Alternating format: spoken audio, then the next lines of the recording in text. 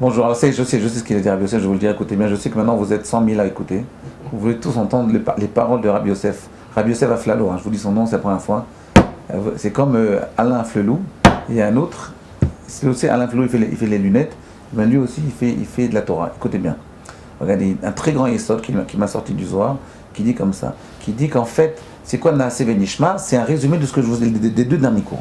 C'est quoi Naaseh Venishma en fait? Il dit que Naaseh Venishma, c'est la connexion entre deux visions de la Torah. C'est-à-dire qu'en fait, il y a deux façons de voir la Torah. Il y a la Torah qui est une Torah niglée, qui est la Torah Sheba'al Peh, qu'on appelle la Gemara, le Talmud, tout le code pénal, si vous voulez, de la Torah, toutes les lois qu'on étudie dans les halachot, le Shulchan Aruch, c'est la Torah niglée. La Torah niglée, elle est relative. Elle est relative à l'humain, ok? Elle est relative au niveau de l'humain. Mais la Torah Nistar, il y a une Torah qui est une Torah cachée, qui est une Torah qui est complètement fermée, qui est Atouma, qui est complètement cachée, qui est la Torah, qu'on appelle la Pnimiyut, l'intériorité de la Torah, qui est en réalité la Kabbale. Et Naaseh Venishma, cette Torah-là, on doit essayer de l'atteindre. Donc en fait, Rabbi Yosef, ce qu'il dit, c'est que cette Torah-là, qui est dévoilée, qu'on étudie nous dans les yeshivot, à un moment, il faut la relier avec la Torah qui est Nistar. Et comment on le fait? Par ce principe de Naaseh Venishma. Comprenez quelque chose? Rien.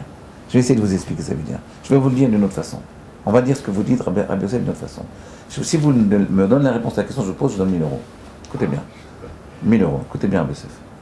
Il m'a sorti déjà l'échec, je vais vous sortir l'échec. Voilà, j'ai 1000 euros dans ma poche, je vous les donne tout de suite. Écoutez bien. On nous dit qu'en réalité, pour se préparer à Shavuot, il faut créer, en fait, comment on fait pour se préparer à Shavuot? Depuis Pessah jusqu'à Shavuot, on crée un cliquiboule. C'est-à-dire, on doit se transformer en réceptacle pour recevoir la Torah. Si on n'est pas un réceptacle, même si on reçoit la Torah, elle va partir comme l'histoire de Toto. Prenez un verre, il t'arrive à vous rappeler comment il a fait, attendez. Donc, prenez ce verre-là. Vous dites à la laitière, votre mère vous a dit d'aller chercher du lait. Vous allez à la laitière. Elle dit, est-ce que vous pouvez me remplir, mettre 300 cc de lait? Non, elle met 250. Elle dit, il manque un petit peu. Elle dit, mais c'est pas grave, on va faire comme ça. Donc on fait comme ça. Et donc elle met 50 cc et puis ça coule. Alors, qu'est-ce que ça veut dire? C'est-à-dire qu'en fait, si vous arrivez le jour de Shavuot avec un verre à l'envers, vous ne recevez rien. Quand on vous donne la Torah, mais elle part à côté. Donc vous ne l'avez pas reçue. Pourquoi? Parce que vous n'avez pas été un réceptacle pour la réception de la Torah. C'est un cliquiboule, on appelle ça. Il faut être un cliquiboule pour recevoir la Torah. La question que je pose, c'est la suivante, Rabbi Yosef, 1000 euros. Qu'est-ce que ça veut dire cliquiboule? Traduisez-moi en termes clairs et actuels. Cliquiboule, ça veut dire réceptacle. C'est quoi? Je me fais comme ça, je prends mon corps, je deviens un verre, je deviens un récipient, ça n'a aucun sens. Qu'est-ce que ça veut dire? Traduisez-moi en termes modernes ce mot de réceptacle. Que ça veut dire être cliquiboule, les kabel et ta Torah, pour recevoir la Torah. Il faut être un réceptacle pour recevoir la Torah. Traduisez-moi en termes actuels. Voilà. C'est un mot en français en 4 syllabes. 1000 euros. 200 euros par syllabe. Un mot, Rabbi Yosef.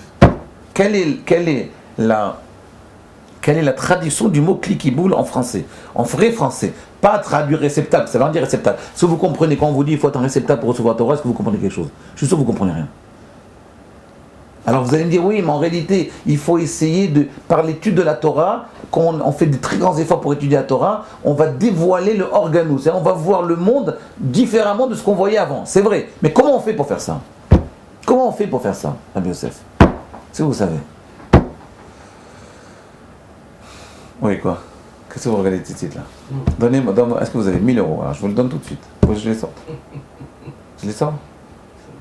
Rabbi Yosef, allez-y. Ah, il a une idée. Attention, si vous n'avez pas la réponse, je vous prends 1000 euros. Attention. Ah si, c'est toujours réciproque. Allez-y, c'est comme ça que je fais ma yeshiva. Je propose aux gens 1000 euros, comme de toute façon ils ne trouvent jamais la réponse, donc c'est eux qui me donnent. Alors dites, Rabbi Yosef, allez-y. Je vais lui donner alors. Alors dites, c'est quoi la réponse? Mais c'est très simple, je l'ai dit une fois, mais il y a 2 ans, je l'ai dit sur internet. Alors dites-le. En 4 syllabes. Traduisez-moi cliquiboule en français. Ouais, traduisez. Prenez le Larousse, le petit Robert, et traduisez-moi. Qu'est-ce que ça veut dire cliquiboule en français? Alors un petit mot. Cliquiboule. Allez-y.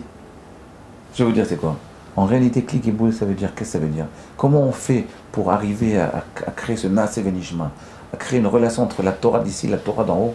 Mais il y a une seule condition. C'est très simple.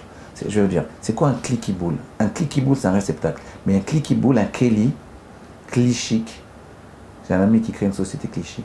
Non, pas Clichy. La porte de Clichy, non, c'est pas ça. Clicky-boule, en fait, c'est bien, Youssef 1000 euros. Bon, je vous le dis. Je vais vous donner la réponse. Un clicky-boule, c'est également quand vous avez, imaginez que vous avez mal au dos, très mal au dos. Vous appelez SOS médecin. Le médecin, il arrive et il lui arrive les mains dans les poches. Est-ce que vous lui faites confiance? Non. Pourquoi? Un médecin, même s'il est le plus grand médecin du monde, il arrive les mains dans les poches, vous n'avez pas confiance en lui. Imaginez que vous avez une fuite d'eau et vous appelez le plombier. Et le plombier, il arrive les mains dans les poches, sans instrument. Clicky-boule, c'est des instruments. Il arrive sans instrument. Vous lui faites confiance? Non. Vous ne lui donnerez pas 1 euro. Pourquoi? Parce que c'est rigolo. Même si c'est le plus grand des plombiers du monde, s'il arrive les mains dans les poches, sans ses ustensiles, sans ses instruments de travail, c'est un rigolo. Si le médecin arrive sur son stéthoscope, même si c'est pas s'en servir, mais au moins il a le stéthoscope ici, avec la mallette, vous lui faites pas confiance. Parce que c'est un rigolo. En réalité, c'est quoi clicky-boule? C'est que la Torah, écoutez bien ce que je vous dis, c'est que devenir un clicky-boule, c'est qu'il faut prendre la Torah, il faut l'étudier, il faut l'aborder d'une façon, en genre 4 syllabes, professionnelle. Il faut être un professionnel. La Torah, il faut l'aborder d'une façon professionnelle. Le problème, c'est que nous tous, très souvent les gens, ils abordent la Torah comme de l'amateurisme. C'est des amateurs. Je vais vous donner un exemple. Moi, très souvent, je fais des cours. Et je vous assure, Rav Wolbe nous a appris à être des professionnels. Il nous a appris. Moi, très souvent, quand je fais des cours, je vois des gens qui disent « Ouais, mais Rav, je suis pas d'accord. » Mais qui tu es d'abord pour pas être d'accord? Tu as étudié ce sujet? Tu as passé combien? Tu as entendu ça pendant 30 secondes. Et déjà, tu n'es pas d'accord? Parce que dis-moi, de toute façon, je dis ça, je dis rien. On pense que la Torah, c'est de l'amateurisme. En réalité, la Torah, c'est la chose qu'il faut aborder d'une façon la plus professionnelle au monde. C'est ça, clicky-boule. Si tu le prends au sérieux, tu es un vrai professionnel, alors à ce moment-là, tu vas pouvoir atteindre un niveau. Sinon, tu es un rigolo. Clicky-boule, ça veut dire qu'il faut l'aborder comme un professionnel, pas comme un amateur. Imaginez quelqu'un, quelqu'un il dit « Oui, je ne suis pas d'accord avec vous. » Est-ce que vous avez imaginé une fois, il y a un chirurgien qui est un chef de service à Saint-Antoine, et il vous dit « Voilà, pour votre mère, je vais faire une opération du cerveau, et on va passer de ce côté-là. » Et non, je ne suis pas d'accord, monsieur le professeur, je pense qu'il faudrait passer plutôt de ce côté-là. Vous avez osé dire à un médecin « Il ne faut pas passer par là, il faut passer par là. » Mais personne n'osera le dire. Pourquoi? Parce qu'un médecin, on pense à un professionnel. Mais un rabbin, on ne pense pas à un professionnel. Comprenez?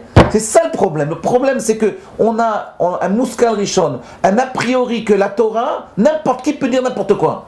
Alors que la Torah, c'est la chose la plus précise qui puisse exister au monde. C'est la chokhma, la science la plus précise au monde. C'est la Torah. Chaque mot, il a son importance. Chaque lettre, elle a son importance.